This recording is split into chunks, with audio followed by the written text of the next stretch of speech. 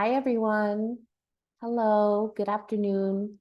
Thank you so much for being with us today. We're so excited to be here with you to share this important information. We very much appreciate you being here.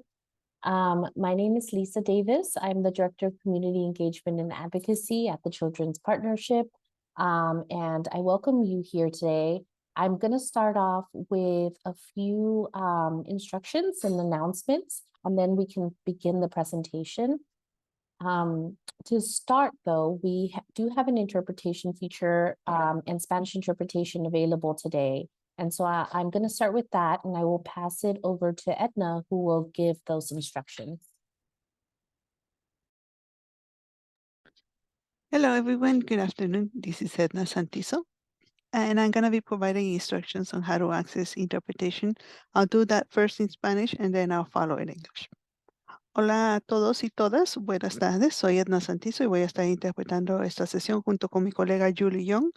En un segundito van a ver en la parte baja de su pantalla, si está en una computadora, que va a aparecer un icono que dice interpretación. Una vez que aparezca, por favor presione y seleccione el idioma de su preferencia, ya sea inglés o español, y también ponga mute original audio o silenciar el audio original. Si está en un teléfono o una tableta, va a haber 3 puntos donde dice más o more. Presione, seleccione language interpretation, el idioma de su preferencia, y también mute original audio.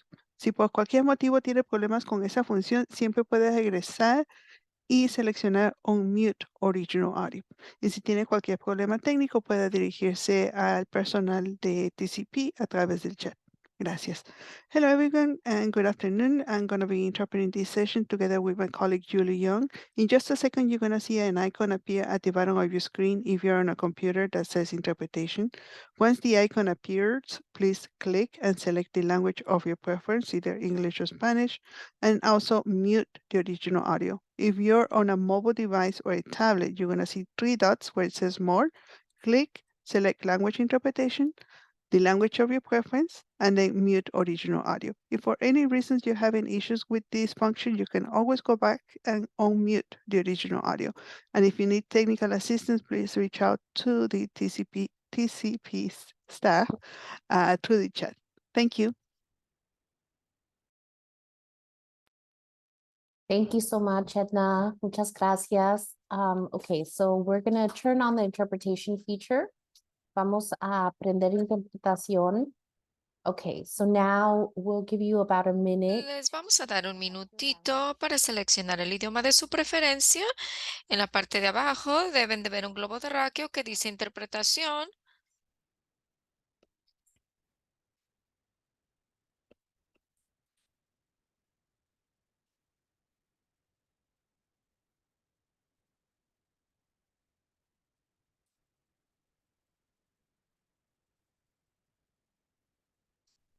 De nuevo, como recordatorio, acabamos de activar la interpretación. Si la quiere escuchar en inglés o en español, todos necesitan ir a la parte de abajo, en donde está la barra del menú de Zoom, y seleccione la interpretación inglés y español.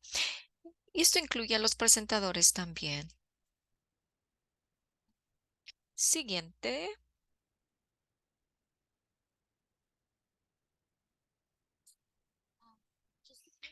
Unos anuncios antes de comenzar.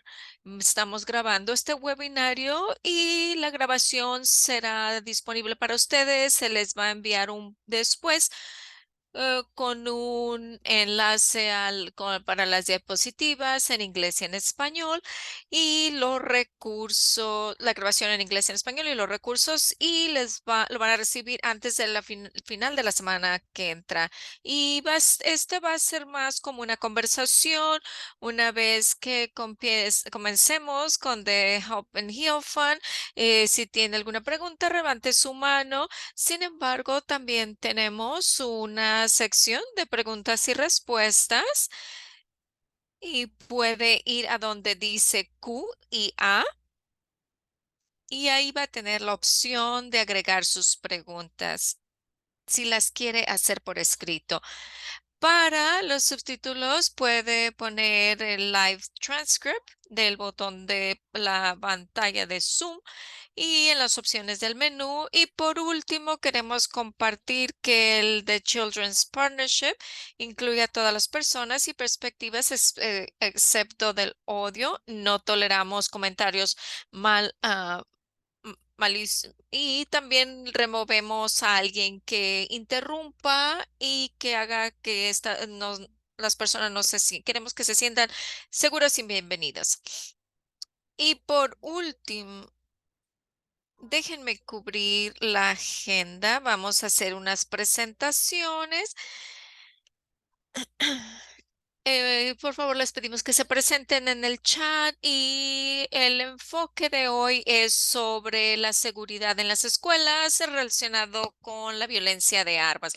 Y vamos a tener una conversación y vamos a incluir información sobre la violencia de las armas, datos importantes y cómo nos sentemos qué podemos hacer como miembros de la comunidad y también vamos a tener actualizaciones de políticas. Luego las preguntas que van a hacer en la conversación, así que puede levantar su mano o hacer su comentario y al final vamos a compartir algunos comentarios de cierre y otras oportunidades educacionales y compartir nuestro formulario de evaluación y vamos a tener una rifa y los asistentes van a ganar $50 por una rifa y más información de esto al final.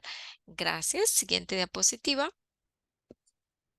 Antes de cedérselo a The Hope and Heal Fund, les invitamos a que se presenten. Nos gustaría saber su nombre, de dónde nos acompaña, en qué región de California se encuentra, si quiere compartir su ciudad o si trabaja para alguna organización, nos dice cuál. Así que por favor, preséntese en la caja de chat y díganos que está aquí. También yo me presento de nuevo, mi nombre es Lisa Davids y desde Hope and Heal Fund tenemos al señor Refugio Cuco Rodríguez y Saúl Serrano, ambos son del Hope and Heal Fund y también tenemos aquí a Ebony Durham, que es nuestra asociada de involucración comunitaria y abogacía. De nuevo, bienvenidas y ahora vamos a ir con The Hope and Heal Fund. Adelante, Cuco. Gracias. Buenas tardes a todos y todas. Gracias por permitirnos estar aquí con ustedes para hablar un poquito sobre trabajo también, pero en cómo se relaciona la seguridad de la escuela.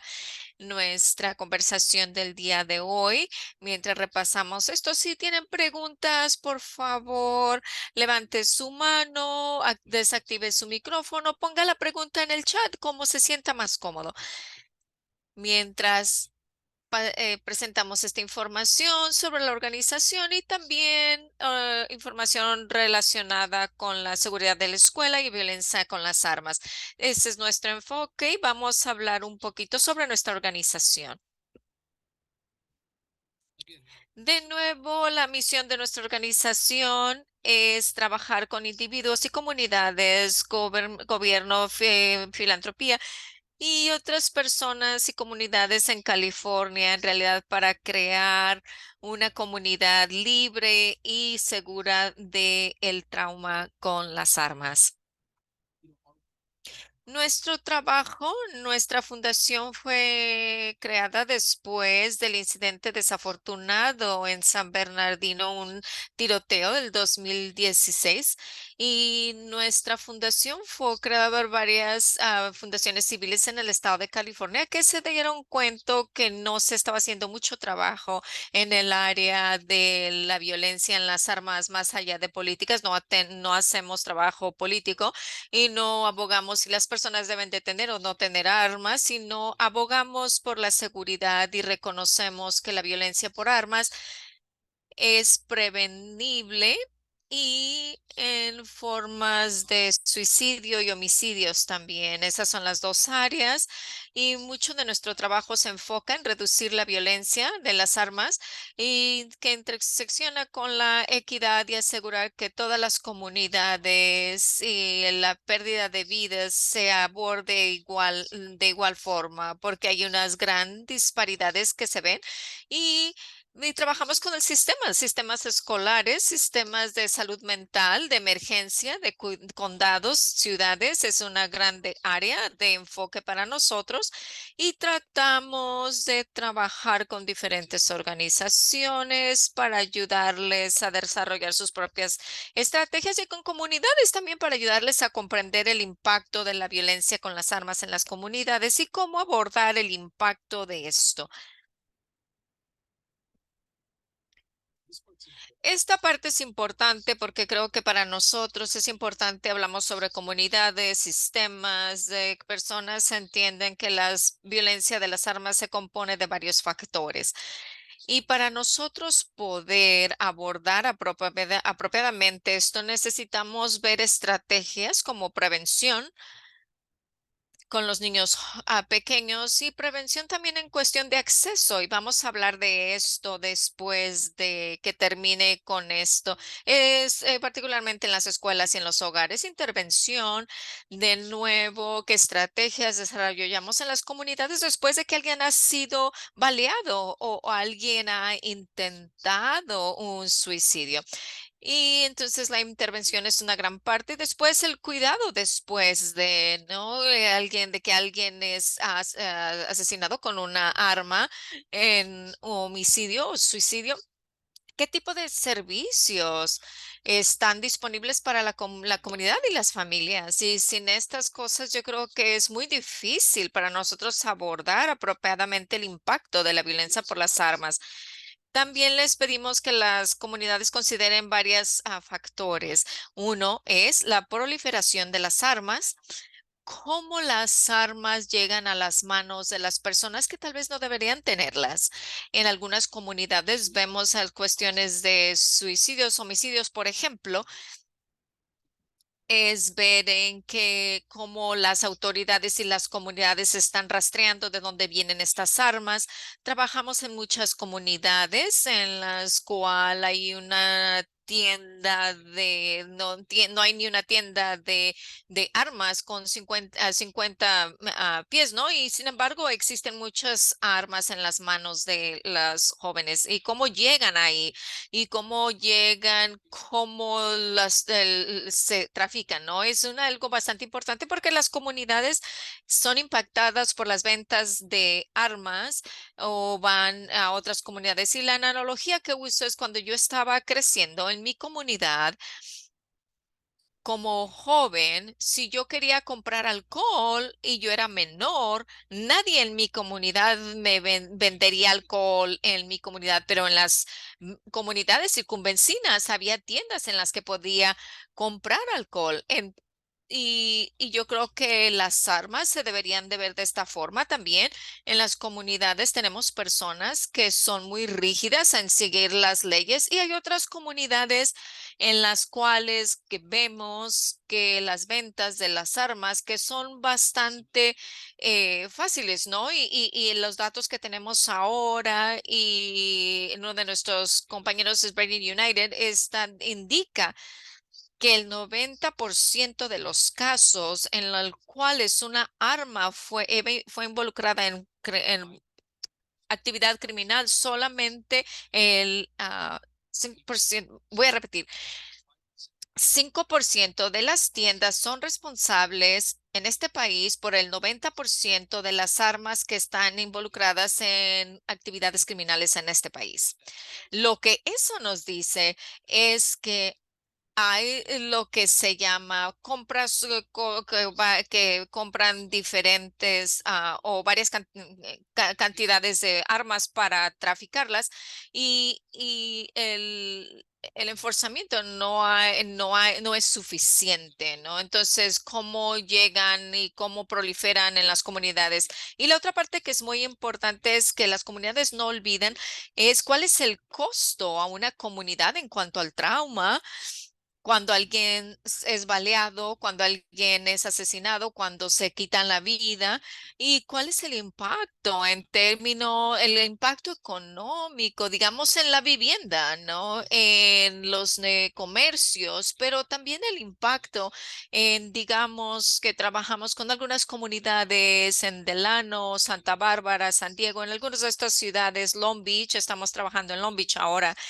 Lo que les preguntamos es qué tan caro es tener un homicidio en su comunidad. Y cuando ven simplemente a dos factores, uno de ellos es qué tan caro es investigar, ¿no? Las autoridades, después de que alguien es asesinado, ¿qué tanto cuesta en simplemente la investigación? Y el promedio que hemos recibido en esa parte es entre 50 y $150,000 por investigación. Y de nuevo, esto es algo de los datos que vemos de algunas de las ciudades en cuanto a las autoridades que se pide por el ayuntamiento y es nada más para investigar, ¿no? En algunas de estas comunidades, en la mayoría, solamente la tercera parte de estos incidentes se resuelven. Estamos desgastando bastante dinero en investigar un homicidio después de alguien que es asesinado y la mayoría del tiempo no se está solucionando. En adición a lo que vemos, que les pedimos es qué tan costoso en cuanto a hospitalizaciones, trauma en la comunidad. Y luego la otra mayor, ¿no? En los casos en los que tienen alguna resolución, identifican al responsable del homicidio, ¿cuál es el costo para procesar a esta persona, ¿no? En el condado de Santa Bárbara el año pasado fue el final de un tiroteo de alto perfil que convirtió tres individuos, asesinaron a tres jóvenes. Y el costo estimado de procesar este caso duró como 5 años e involucró a varios defensores públicos, alguaciles, y vimos entre 10 y 15 millones de dólares el procesar a estos jóvenes. Y sin embargo, el condado de Los Ángeles, de Los Ángeles, perdón, gasta muy poquito en prevención en sus comunidades. Y si hubiéramos gastado una fracción de esta cantidad que gastamos en procesar, creo que deberíamos ahorrar bastante y también el trauma y el dolor de la pérdida de vida, ¿no? Entonces, viendo el costo y el impacto que tienen las comunidades en cuestiones financieras, pero también en trauma, es una parte bastante importante. Y la última parte, vemos una estructura que aborda cuestiones con el trauma y sanación de las personas, los jóvenes se involucran en actividades violentas o sobrevivientes o que pierden a alguien. Tiene que haber muchos servicios, mucho trabajo que se lleva a cabo con esto. En mi experiencia, el trabajo de intervención. Lo más difícil de este trabajo y que no se habla es que tenemos normalizado la idea de que la forma en la que resolvimos nuestro conflicto interno o con otras personas es la forma de solucionar, es una de las opciones, es quitarse su propia vida o la vida de alguien más. Y este es un gran problema porque esto no es comportamiento normal humano, pero vivimos en una sociedad en ciertos sectores que lo hemos normalizado, la pérdida de vida o quitar la vida como si es algo que se está y es una opción, ¿no? Y la realidad es que necesitamos abordarlo y esto tiene que ver con el trauma que la gente carga y la sanación. Y también asegurar, enforzar el hecho de que resaltemos que esto no es normal. Entonces, para nosotros, estas áreas son muy importantes cuando estamos viendo la disminución sostenible de esto. Y quiero regresar a prevención porque tiene mucho que ver con las escuelas.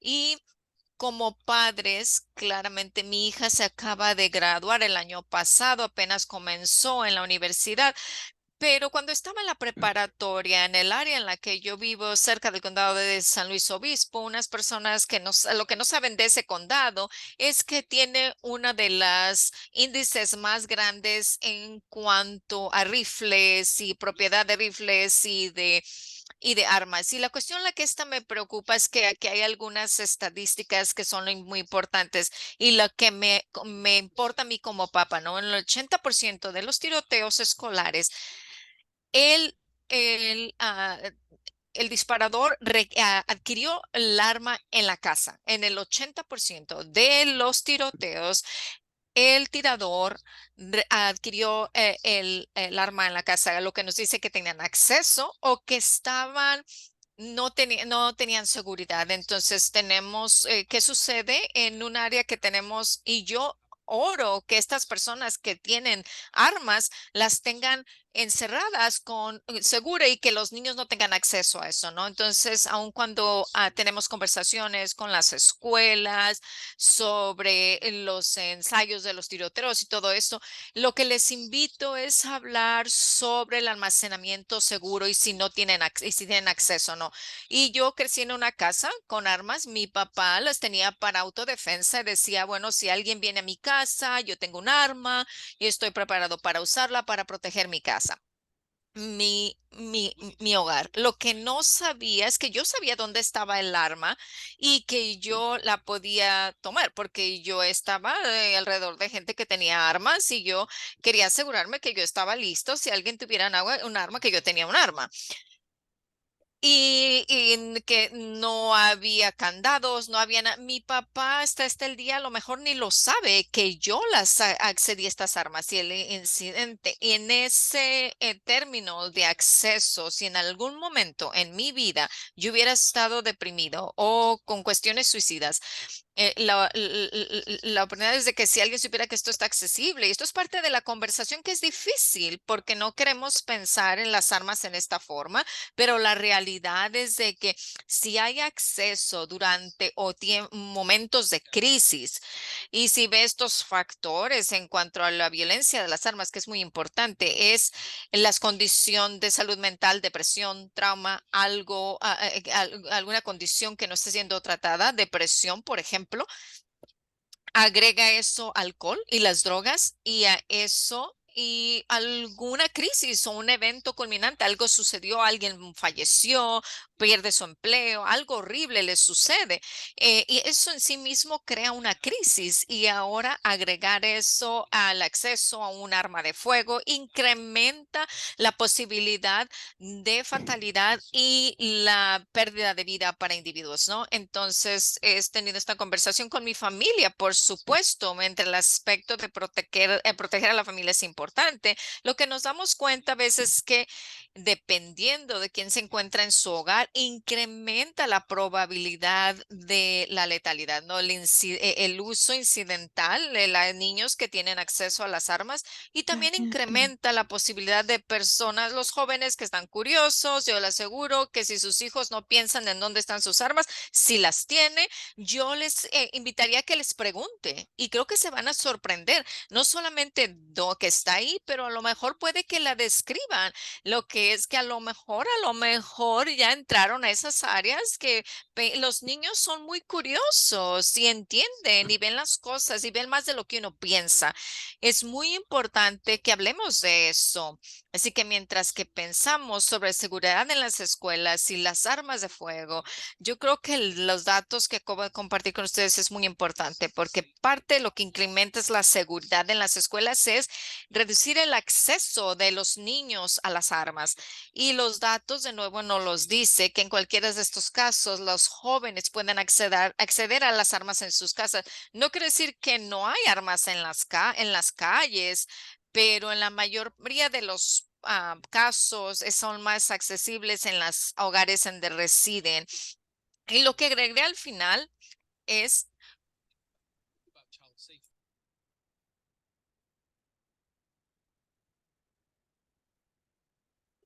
Yo soy de descendencia mexicana y mis padres no es que estuvieran bien o mal culturalmente, pero si yo iba a la casa de alguien más, me preguntaban quiénes eran y a veces decían no y la respuesta era no los conocemos, no conocemos a sus familias, porque ellos querían asegurarse de la seguridad en la familia, en la casa de quién íbamos a pasar la noche, pero en realidad parte de las preguntas también era, ¿tienen armas? ¿Están seguras? Eso también tiene que ser parte de la conversación porque les aseguro que si ustedes dicen, bueno, Cuco tiene muchas armas y no están seguras, posiblemente no quieran que sus hijos jueguen en mi casa, porque las armas estarían por todos lados.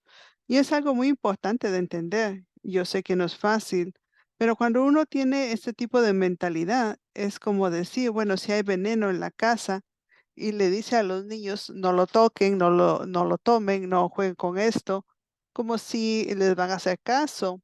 Y muchas veces uno espera que sí, pero lo más importante es por qué dejaría algo tan peligroso donde las menores pueden tener acceso a esto. Y creo que a veces se nos olvida que las armas son aparatos muy letales y que no deberíamos dejarlo con acceso porque a veces hay accidentes y hay disparos porque esos dispositivos estaban accesibles. Y una vez más, si hay comentarios o preguntas, me pueden detener o pueden escribir en el chat. Si desean que vaya más despacio o que hable más sobre algún tema en particular, me pueden dejar saber. Voy a esperar un segundo, como no veo nada. O también pueden activar sus micrófonos si también están activos en la conversación. Voy a seguir. En cuanto a nuestro trabajo, me gustaría repasar esto porque es parte del trabajo que hacemos, pero creo que también parte de la información que los miembros de la comunidad deben de saber. Hemos estado trabajando. ¿Alguien tiene un comentario? Bien. Algo del trabajo. Uno de los proyectos más grandes en el que estamos trabajando es las órdenes de restricción de California, y esto es importante porque en el 2016 el estado de California aprobó una ley que básicamente se llama las órdenes de restricción por la violencia de armas. Y a veces también son leyes que se llaman de bandera roja. La razón por la que la ley se promulgó es porque en el 2015-2016 hubo un tiroteo en Isla Vista, en Santa Bárbara, y yo trabajaba en salud mental. Fue un incidente donde un joven que estaba inestable y tenía armas de fuego. La madre estaba preocupada y llamó a las fuerzas del orden y a salud mental y trataron de evaluar a este joven porque tenía armas y la madre estaba preocupada, pero no había un remedio legal para ponerlo en el 5150, que significa colocarlo en una institución psiquiátrica, porque esta persona estaba armada. Y las fuerzas del orden llegaron, pero legalmente no podían restringir a esta persona. Y más adelante esa noche mató a varias personas en Isla Vistes, en la Universidad de Santa Bárbara. Y como resultado, esta ley se promulgó. Y lo que hace es que es para que los familiares, doctores, educadores, empleadores y miembros de las fuerzas del orden puedan instituir. Esa no es una orden criminal, es una orden civil. Entonces, en este caso, esta madre pudo haber dicho, estoy preocupada y me gustaría instituir una orden de restricción por arma de fuego para que mi hijo pueda ser retirado y que no tenga acceso. Y también esto también es importante cuando está preocupado por la seguridad de alguien más. Yo tengo familiares que son veteranos, que tienen varias armas y que también tienen problemas con PTSD, síndrome postraumático, y en muchos de estos casos, si vemos a personas que tienen depresión o síndrome postraumático, queremos asegurarnos de que estas personas no tengan acceso a estas armas. Obviamente esto no es para todos, pero es importante que esto se sepa porque en muchos casos, dependiendo en dónde están las personas en su vida en cuanto a salud mental y bienestar, puede ser que quiera utilizar esta ley. Y la razón por la que comparto esto, pues porque desde el 2016, alguna de las investigaciones que hemos llevado a cabo es que muy pocas personas saben, eh, creo que solamente el 25 de la población sabe que existe esta orden de restricción por violencia con armas de fuego. Así que creo que es algo muy importante.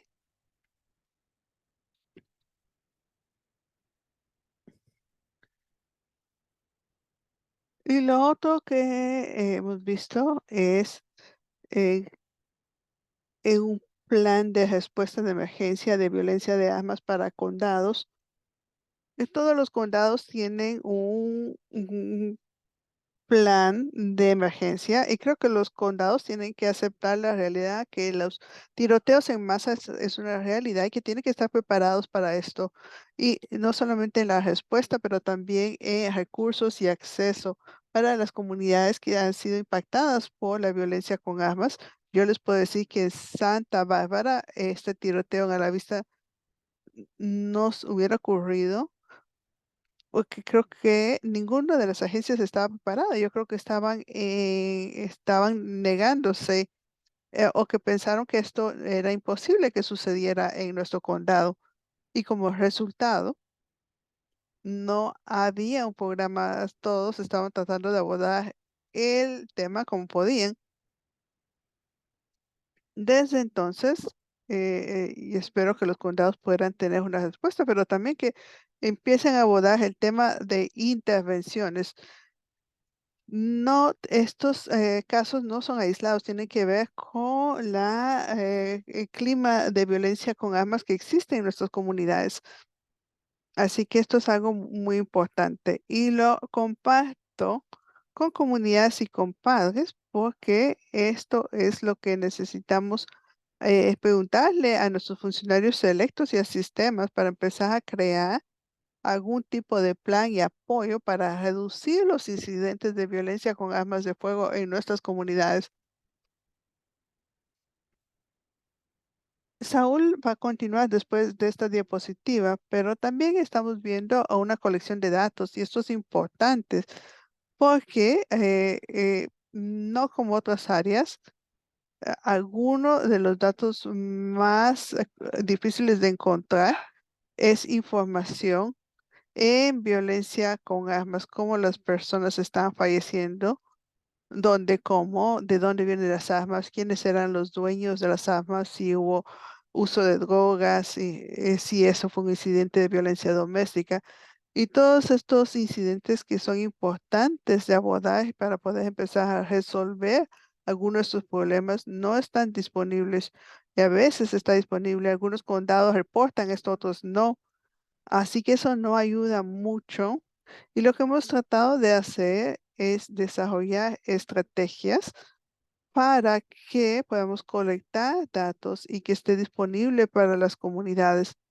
Y lo que voy a compartir es uno de los mapas que hemos estado viendo, porque es muy importante cuando uno vea este mapa de ver que aunque pensamos que la violencia con armas está en otros lados, está presente en el estado de California. Así que si vive en su centro, Oakland, San Diego, y usted ve en dónde está sucediendo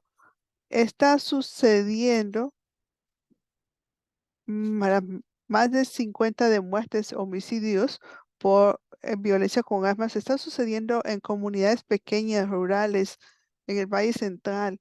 Y los números no son súper altos, pero para el número de la población es muy alto.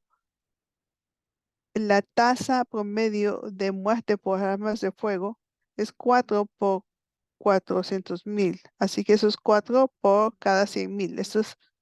Pero cuando se ve alguna de estas comunidades que son pequeñas, como Delano y otros lugares,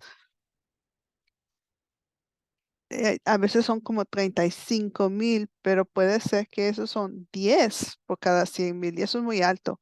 Y por eso nosotros creamos este mapa y estos datos para destacar esto, que realmente está sucediendo y el impacto de la violencia no es solo es aislado para ciudades grandes. La mayoría es en comunidades pequeñas donde los incidentes son muy altos comparado a la población. Y yo creo que eso es muy importante y que estamos viendo eso en el mapa.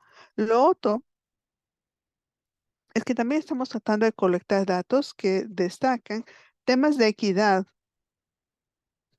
Si usted no sabía,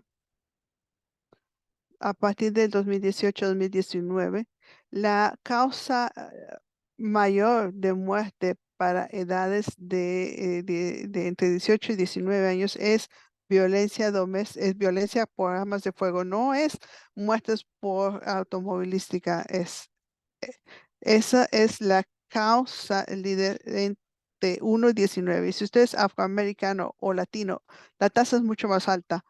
Así que esto es un tema muy importante y debería ser un tema muy importante.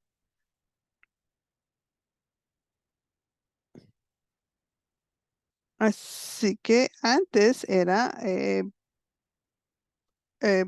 accidentes de carro, era antes la causa líder, pero ahora no, es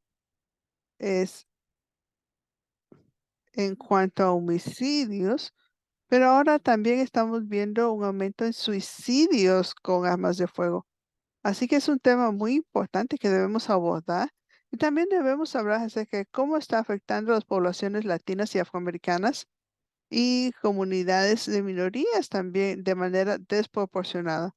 Y lo último es acceso a recursos y le vamos a dar acceso a esto porque pensamos que es importante, especialmente para comunidades que hablan español y otros idiomas. Estamos tratando de crear materiales que pueda ayudarles a estas personas, especialmente si va a tener armas que estén seguras, guardadas con seguridad y cómo podemos hablar de esto en las escuelas y todo esto. La siguiente diapositiva, por favor.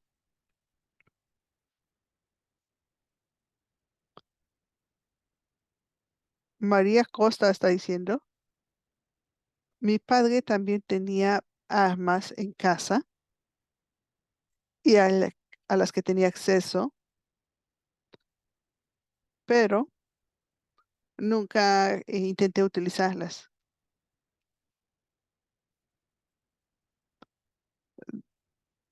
Desafortunadamente, yo estaba igual, pero a mí sí me daba curiosidad utilizarla.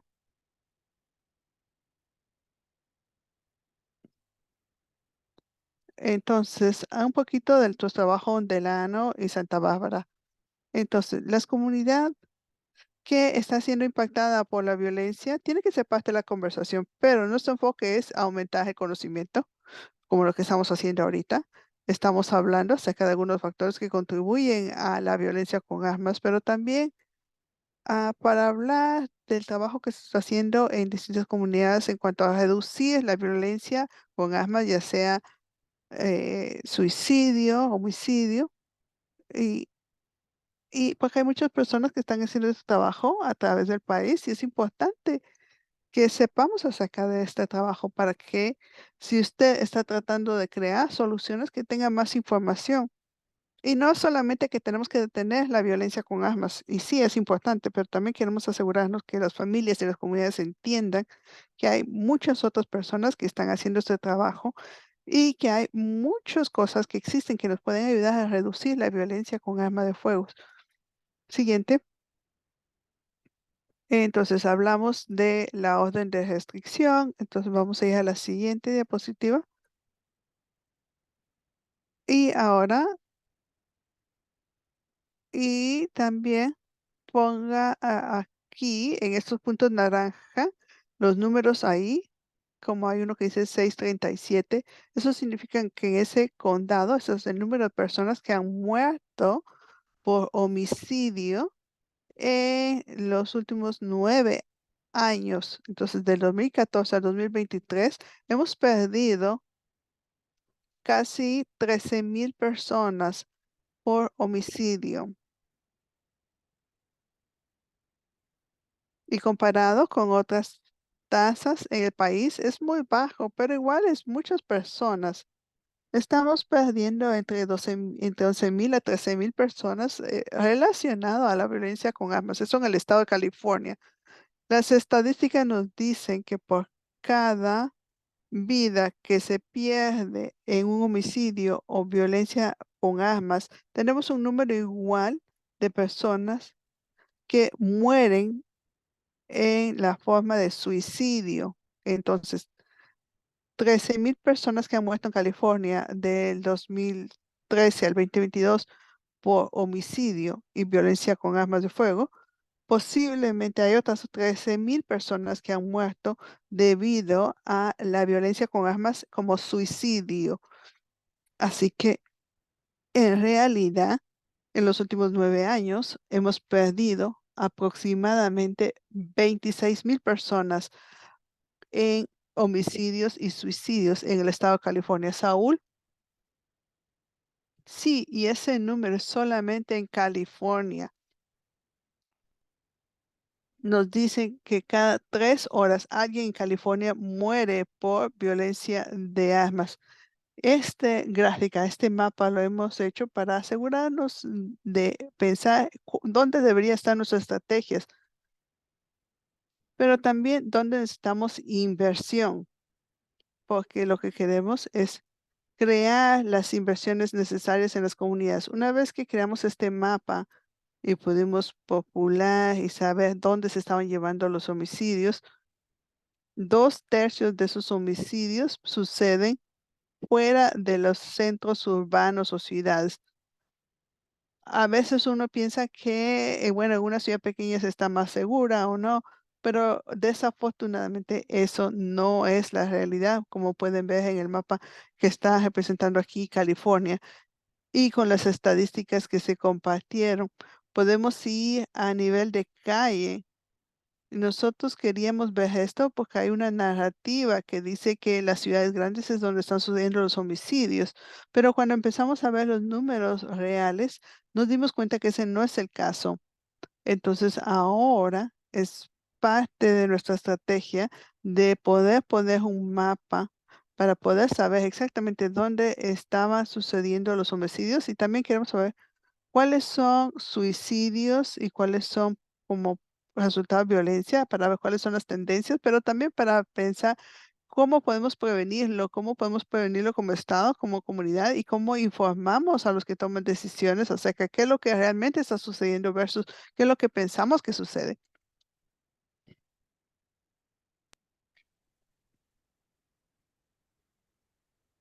Parte de lo que hicimos es crear una capacitación para organizaciones basadas en la fe. Tenemos 19 que saben cómo hacer sus propios mapas de prevención y los mapas de data.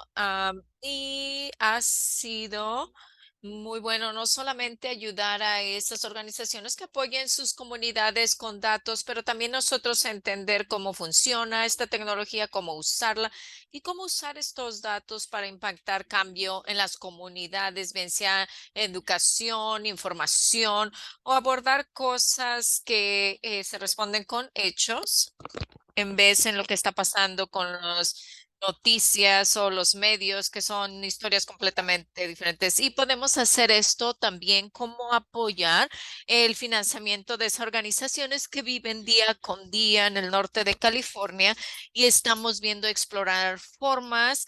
Que podemos hacer esto en el sur de California, invitar a las personas en la comunidad a hacer trabajo de prevención de crimen, a hacer este trabajo. Veo que algunas personas abrieron sus micrófonos. Vamos a tomar sus preguntas en unos segundos. Si tienen preguntas sobre los mapas, podemos regresar o cualquier comentario. Siguiente. Parte de lo que mencionó Cuco, yo trabajo con la Oficina de Emergencia de California y desarrollamos unos kits de prevención en varios idiomas, en 8 idiomas. En la sitio web de California Emergency y algunos otros idiomas más populares en California porque de nuevo estas cosas no existen y cuando existen no están disponibles en su idioma. Entonces necesitamos estar informados y tener esto disponible. Gracias.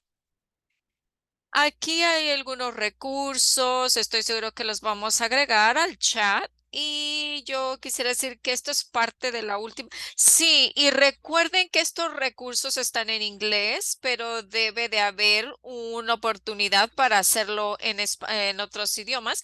Y este es uno de nuestros aliados, lo que es Everytown, con quien trabajamos y tenemos una gran alianza con ellos, tienen mucha información sobre cómo em,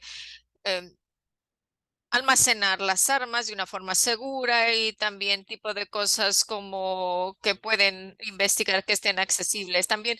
Y esta es nuestra última diapositiva y creo que había algunas personas que tal vez tenían algunas preguntas. Sí, vi algunos micrófonos abiertos, no sé si tenían preguntas en cuanto al mapa o a los datos.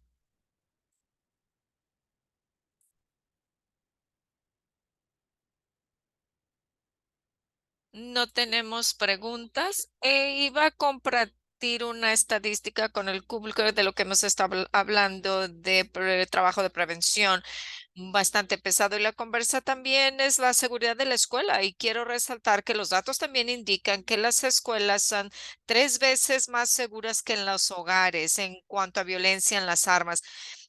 La gente puede ser víctimas de violencia. Entonces, las escuelas son un lugar más seguro que en el hogar, lo que nos dice mucho, lo que hay mucho trabajo que hacer en los hogares y mucha información que se tiene que llevar a cabo cuando el número es 3 veces más alto, ¿no? De que para que los niños estén más seguros en la escuela que en algunas casas, en algunas comunidades.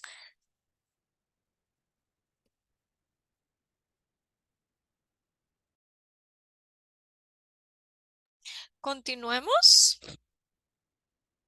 Bueno, preguntas.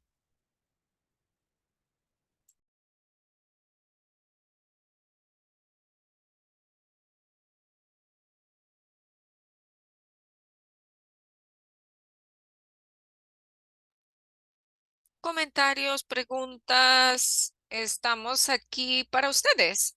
Y si no, está bien. Regresamos con Lisa.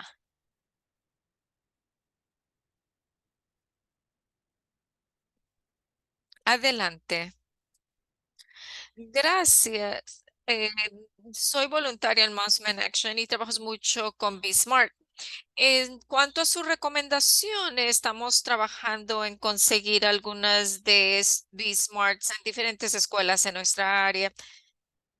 Y algunas han sido más aceptables, otras no. Yo creo que los directores se asustan en cuanto a traer estos temas de conversación porque piensan que va a haber un gran debate, aunque sabemos que la Smart es una conversación muy de los papás decir, oh, no sabía esto, ¿no? ¿Tienen algunas recomendaciones en cuanto parece que mucho de lo que hablaron es educar a los padres sobre el almacenamiento seguro de las armas y qué piensan sobre traer esto a los salones, no, bueno, a las escuelas y para con los directores y que nos permitan hablar sobre esto. ¿Qué piensan? Bueno, yo creo que parte para nosotros lo que ha sido muy útil es nuestro enfoque, es la reducción de la violencia con las armas en su generalidad. No tenemos que trabajar con el hecho de homicidios y lo que eso se ve que también es en la comunidad, ¿no? Violencia de pandillas, homicidios, compañeros íntimos. Pero también la otra parte de la ecuación es el resultado de suicidios también. Entonces, esto implica que los índices más altos que vemos en las poblaciones son de los propietarios de las armas. porque son los que más han sido impactados, bien sea veteranos o propietarios de armas por mucho tiempo que batallan cuestiones de salud mental, ¿no? Entonces tenemos que trabajar con personas que sienten que nadie debería de tener armas, por un lado, pero también con la persona que tiene armas, porque si vamos a afectar esto en su totalidad y estamos hablando sobre suicidio, tenemos que hablar con las personas que son dueños de y propietarios de estas armas, ¿no? Yo creo que parte del alcance que tengamos y la forma de abordarlo, y que esto no tiene que ser si los tienen o no las tienen, es hablar sobre la información, los datos y hablar sobre los factores de riesgo, porque existen. Y lo más importante, no creo que ningún propietario de armas creo que digan, quiero que sean accesibles para nadie en mi casa. Eso no es como piensan la mayoría. Es como decir, mi carro está, la llave está ahí, quien quiera llevárselo, aunque yo voy a ser responsable, pues no hay problema. Es comunidad, es propiedad comunitaria. Eso no sucedería porque está mi responsabilidad ahí. Entonces, y no es una utilización apropiada, ¿no? Y la otra parte es de no hablar de lo que no se habla mucho, es que hay mucha investigación y que es muy importante, es el uso. Hemos hecho un excelente trabajo en este país en enfatizar que el manejar bajo la influencia no es aceptable, ¿no? O borracho no es apropiado. Y tenemos que hacer lo mismo en cuanto a las armas. Yo no quiero estar con personas que han estado tomando y tienen acceso a las armas. Con eso les digo. Y en muchos casos, cuando ven a actos de violencia o tiene que involucrar el alcohol y las drogas. Y mi recomendación es que no es tomar una posición en cuanto a tener armas o no tener armas, sino las personas que pueden hablar sobre la seguridad y el bienestar. Y voy a decir esto porque yo creo que es lo que encontramos en la seguridad y el bienestar de los niños. Nadie está en desacuerdo con eso. Seguridad y bienestar con individuos en cuanto al suicidio, nadie está en desacuerdo con eso. Y yo creo que esto es el punto en el que todos tenemos algo en común y podemos hablar sobre esto. Yo no sé si esto es útil, Brooke. Gracias. Y se necesita apoyo. También tenemos otra conversación. Y no nos gusta ir a comunidades sin ese, pero apoyaremos a los que hacen ese trabajo. Tuvimos a Moms de Man Action. Ustedes conocen a sus comunidades y definitivamente estamos para apoyar en cualquier forma en el trabajo que ustedes están haciendo. Yo creo que en las escuelas es un poco difícil, ¿no? Por la forma de información también, y hay mucho trabajo que hacer, y también tenemos conversaciones con las comunidades de salud, ¿no? De hospitales, pediatras, personas que trabajan con pediatras, la cuestión del sistema de salud mental también, ¿no? Es algo en lo que tenemos que ponernos al corriente, ¿no? Y aprender y cómo empezar estas conversaciones y cómo tenerlas accesibles en las comunidades.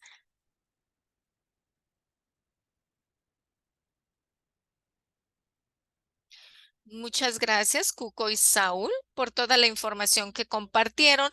Veo que hay un comentario de Verónica. No sé si quisieran comentar en esto.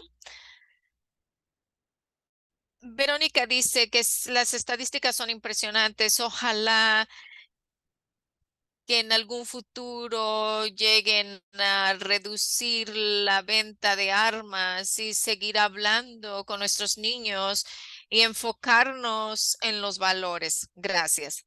Y sí, excelente, es un muy buen punto. Parte de la forma de abordarlo, como dijo Saúl, parte de nuestro trabajo también es, yo le digo a las personas, para las personas en recuperación, ¿no? De alcohol, el alcohol siempre está disponible.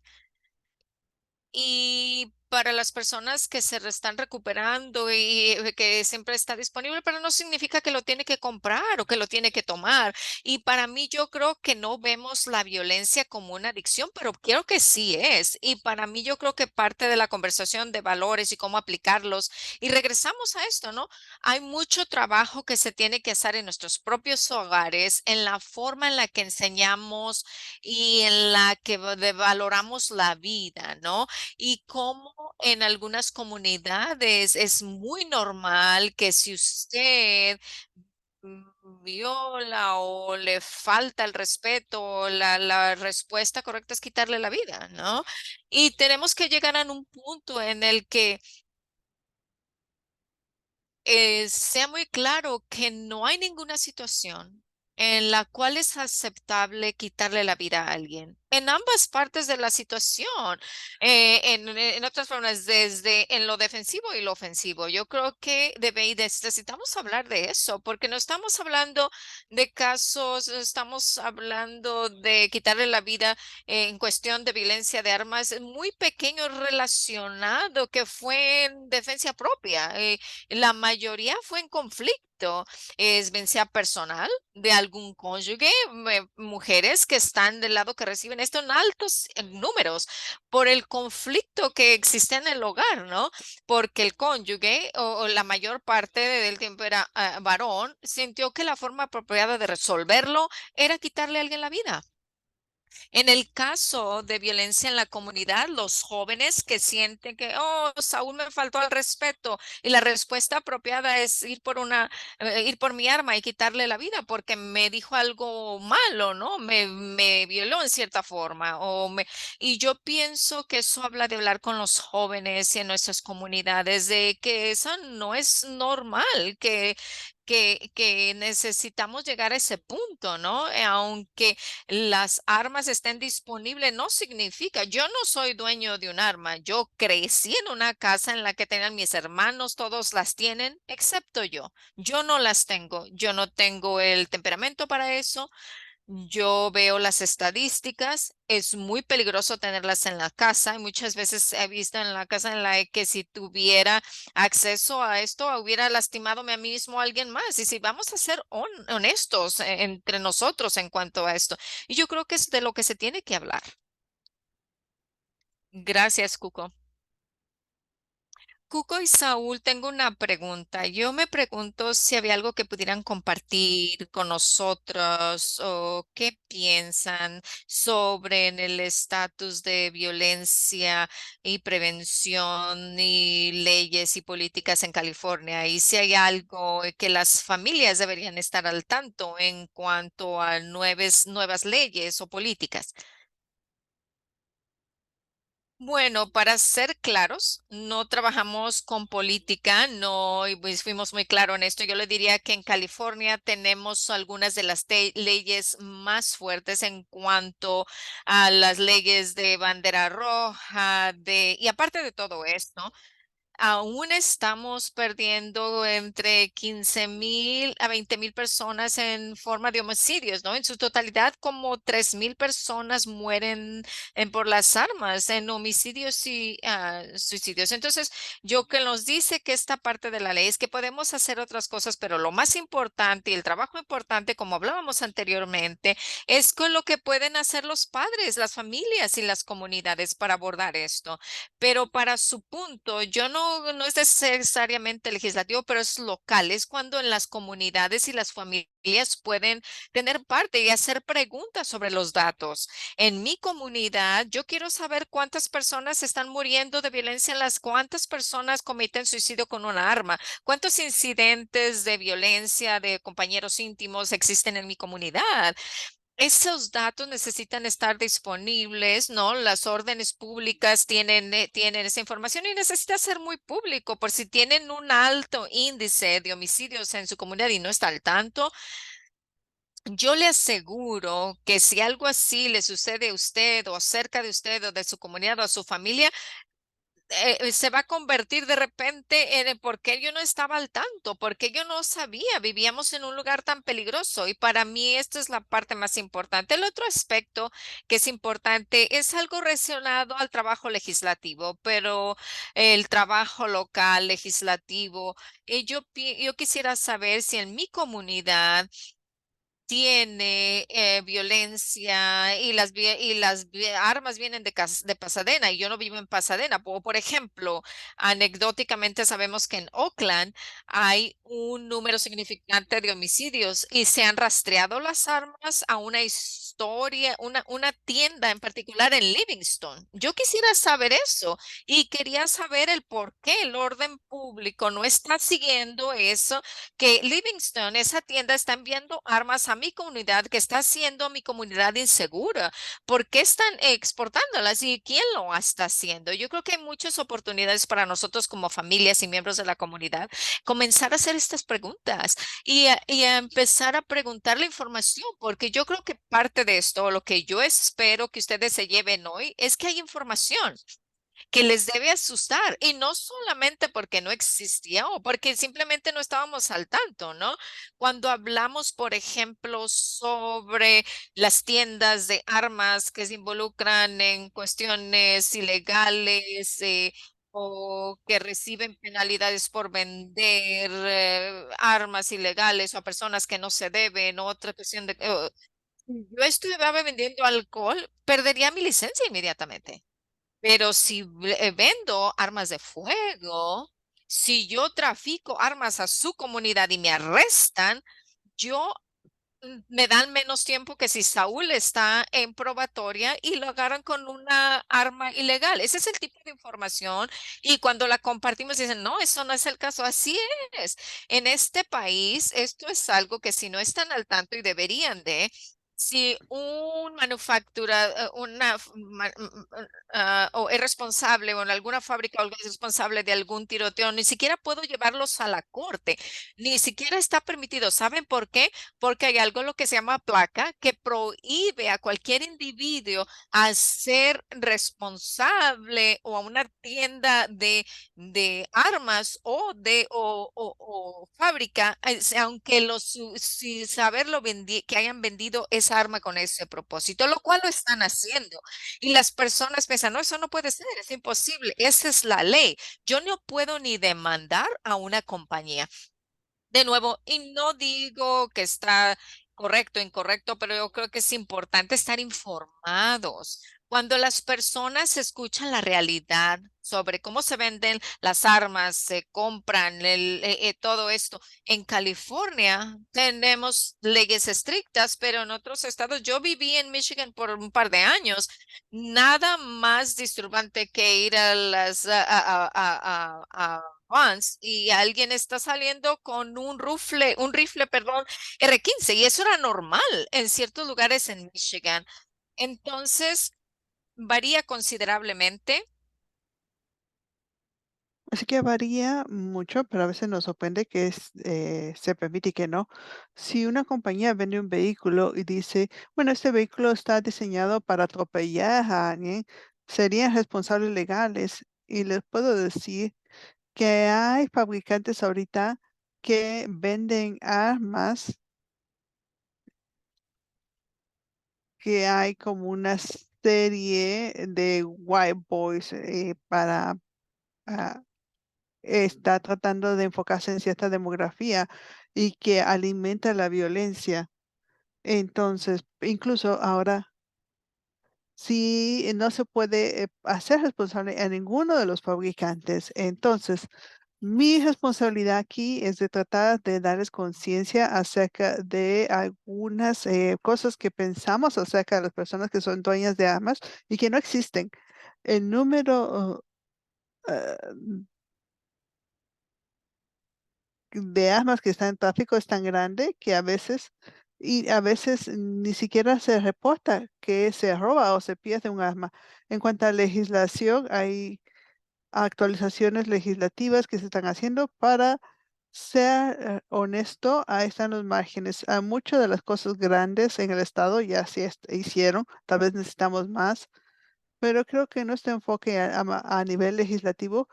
Creo que me gustaría tener que estemos evaluando en cuanto a salud mental, en instalaciones de salud mental, no para quitarle las armas, pero para que tengan una manera de almacenarlas o guardarlas seguras.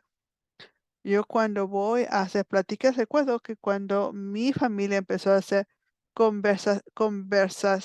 conservación de agua, empezamos a hacerlo en un establecimiento de salud para guardar agua, las bombillas que ahorran energía.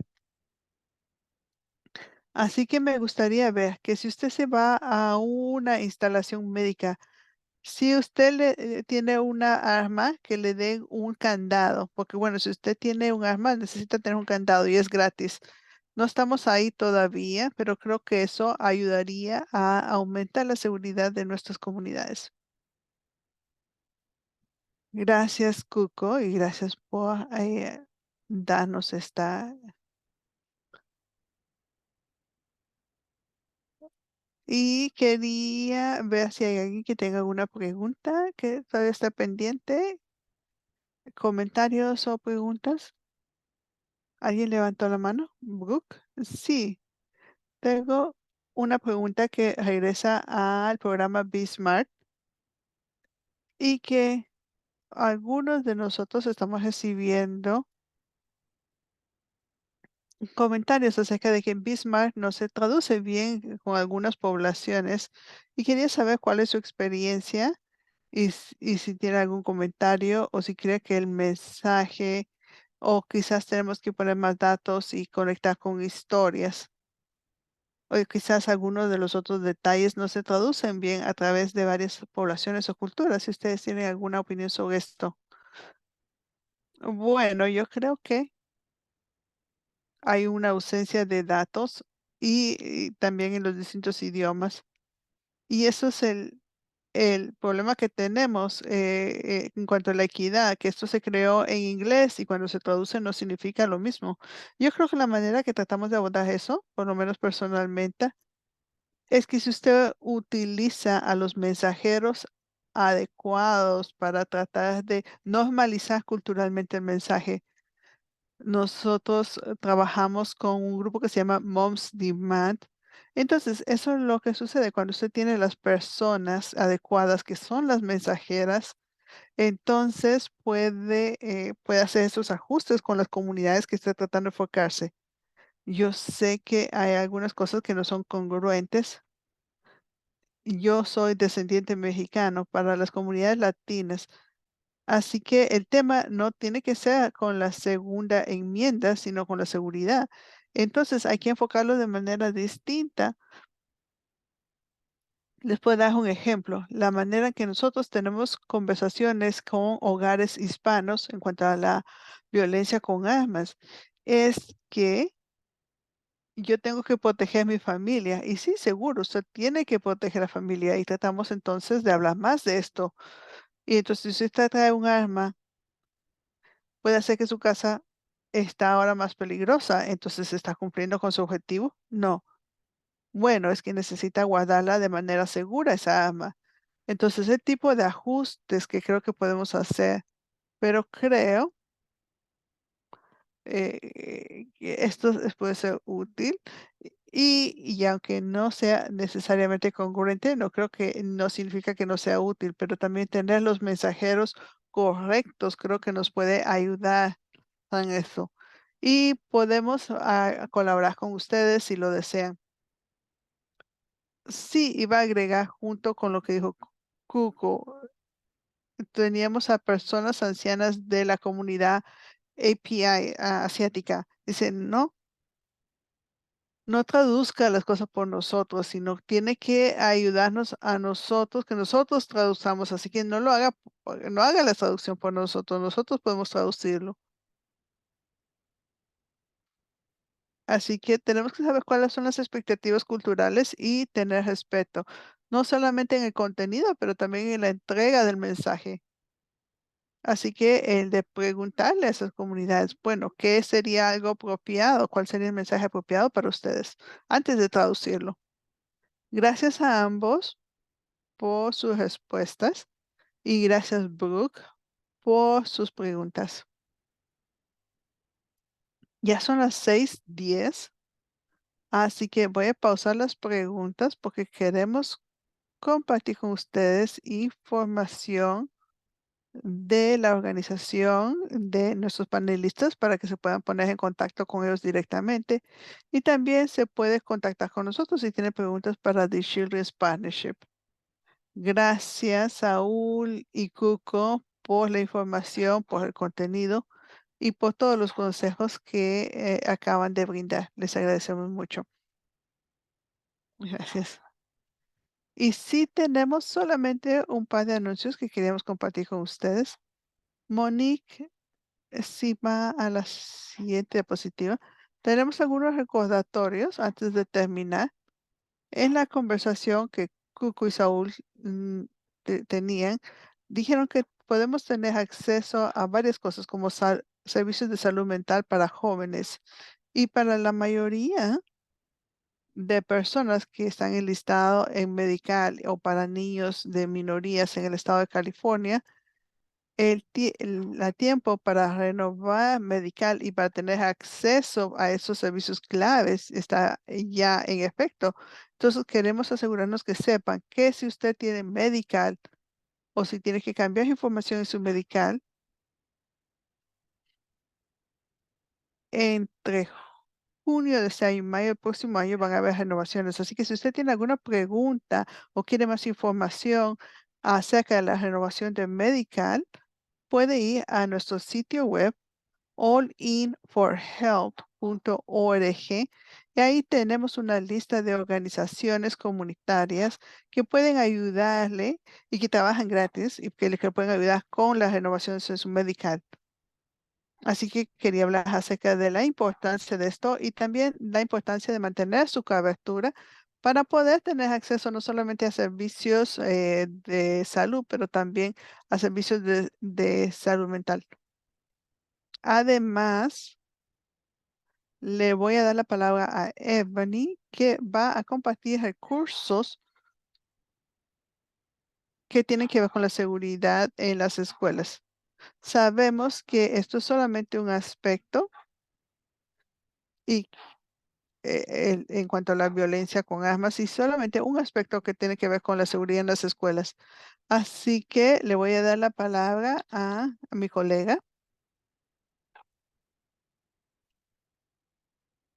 Gracias, Lisa. Y hola a todos. Soy Ebony Durman y trabajo en The Children's Partnership como en participación comunitaria y como dijo mi colega, tenemos varios recursos que tienen que ver con la seguridad escolar. Lo que estamos viendo aquí son recursos que tienen que ver con disciplina escolar.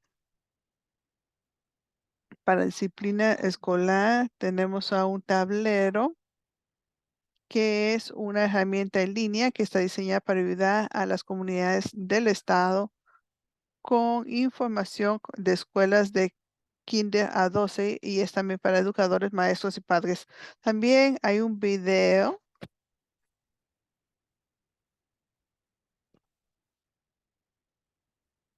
que puede ayudar con programas y prácticas en cuanto a justicia normativa. Y también hay publicaciones y hojas, así como aplicaciones que puede utilizar en temas como abuso de sustancias, mal uso de sustancias, condiciones de salud mental, ayuda con desastres. Siguiente diapositiva.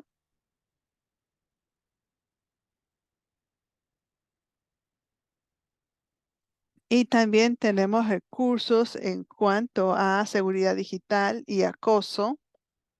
Y la primera, en cuanto a seguridad digital, tiene que ver con el gobierno de California y son recursos para educadores en cuanto a la seguridad cibernética.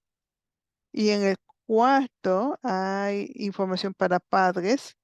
Es una guía que los padres pueden utilizar para el uso seguro de teléfonos inteligentes. Y si vamos a acoso, hay varias publicaciones y recursos, incluyendo organizaciones comunitarias y recursos para educadores y miembros de la comunidad para reconocer el comportamiento de acoso y algunos recursos acerca de cómo responder a este tipo de comportamientos. Y ahora tenemos un par de recursos. Los últimos dos es para jóvenes de la comunidad LGTBQ+. Sabemos que todos los niños merecen una niñez segura y los jóvenes de LGTBQ están con un riesgo más grande porque experimentan estar sin casa, y esto puede tener un efecto psicológico en estos jóvenes. Así que estos tres recursos que están aquí tienen recursos como líneas de ayuda en tipo de crisis, datos y estadísticas para informar más acerca de las condiciones de estos jóvenes. Siguiente diapositiva. Y le voy a dar la palabra a Lisa. Todos estos recursos, incluyendo los de Hope and Heal, van a estar disponibles después del webinario. Gracias, Ebony. Y también los he estado poniendo en el chat, pero también se los vamos a mandar por correo electrónico antes del final de la siguiente semana. Y tenemos dos webinarios más en esta serie. El 8 de noviembre vamos a hablar de salud mental y el 13 de diciembre vamos a hablar acerca de eh, recursos para familias. Voy a poner el enlace en el sitio web por si no lo tienen todavía. El 13 de diciembre se trata para familias de inmigrantes. Y también nos gustaría dejarles saber que este webinario,